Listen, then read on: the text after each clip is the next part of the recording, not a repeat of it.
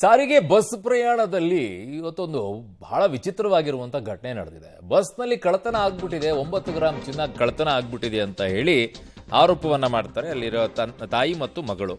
So vanity ಬ್ಯಾಗ್ನಲ್ಲಿ ಇತ್ತು ಚಿನ್ನ ಅಂತ ಹೇಳಿ 80 ಪ್ರಯಾಣಿಕರ ಸಮೇತವಾಗಿ ಠಾಣೆಗೆ ಕರ್ಕೊಂಡು ಹೋಗ್ಬಿಡ್ತಾರೆ ಚಾಲಕ, ಎಲ್ಲೂ ನಿಲ್ಲಿಸೋದು ಬೇಡ ಅಂತ ಹೇಳ್ಬಿಟ್ಟು. ಸೊ ಮಹಿಳೆಯ ವ್ಯಾನಿಟಿ ಬ್ಯಾಗ್ನಲ್ಲಿದ್ದಂಥ ಚಿನ್ನ ಕದ್ದ ಆರೋಪದ ವಿಚಾರದಲ್ಲಿ ಆಭರಣ ಕಳೆದುಕೊಂಡು ಗೋಳಾಡ್ತಾ ಇದ್ದಾರೆ ಅಂಬಮ್ಮ ಅಂತ ಹೇಳಿ ಹೊಸಪೇಟೆ ಪಟ್ಟಣ ಠಾಣೆಯಲ್ಲಿ ಪ್ರಕರಣ ಈಗ ದಾಖಲಾಗಿದೆ.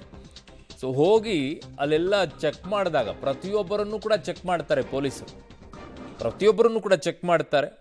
ಬಟ್ ಚೆಕ್ ಮಾಡಿದಾಗ ಅಲ್ಲಿ ಯಾವುದು ಏನು ಸಿಗೋದಿಲ್ಲ, 9 ಗ್ರಾಂ ಚಿನ್ನ ಏನಿದೆ ಅದು ಸಿಗೋದಿಲ್ಲ.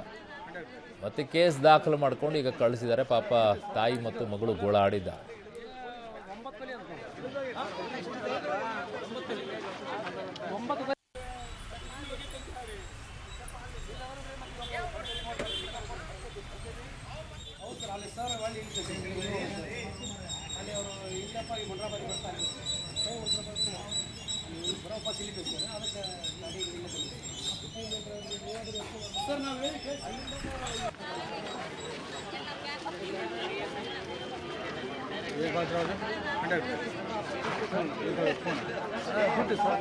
ಬಂಗಾರ 9 ಅಂತ